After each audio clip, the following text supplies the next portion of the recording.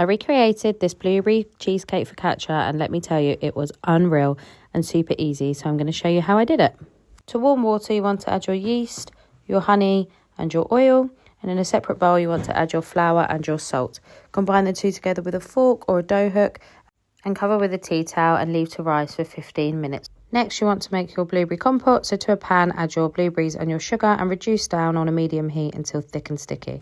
Now it's been 15 minutes, you're going to wet your hand and start our first set of stretch and folds. So lifting the dough up and folding back down, and you're going to repeat this 4 to 6 times, turning the bowl every time. As the gluten starts to work, it will get a little bit thicker, and that's fine. You're going to repeat this twice before covering with cling film and leaving for an hour and a half on the side. Next up, the crumble topping. So to flour and brown sugar, you want to add cubed cold butter using the rubbing method to create almost a sand-like texture. And once you have that, this is done and can be left in the fridge. Once your dough has proved, you want to add greaseproof paper to a pan, add quite a bit of good quality oil, spread it around, and very carefully, you could use a dough scraper for this, but hands are fine. Next, just manipulate the dough so it moves around the pan. You may want to oil your hands for this as it can be quite sticky. Then we're going to add on our blueberry compote, covering the whole top and spread evenly across the whole dough. You don't want this to be too thick, but you want to have a nice even spread.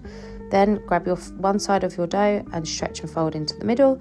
Grab the other side, turn it around and fold upside down. This does get very, very messy. Then you're going to leave this for another hour and a half to prove on the side and cover with oiled greaseproof paper. Once this is proved, you're going to create your dimples, so just using your fingers, add them all in, as many as you want.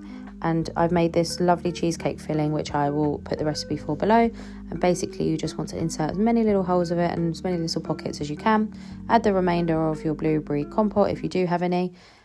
Mix that around and then add your crumble topping. And that is it. Once that's going to go in the oven now for around 20 minutes at 220 degrees.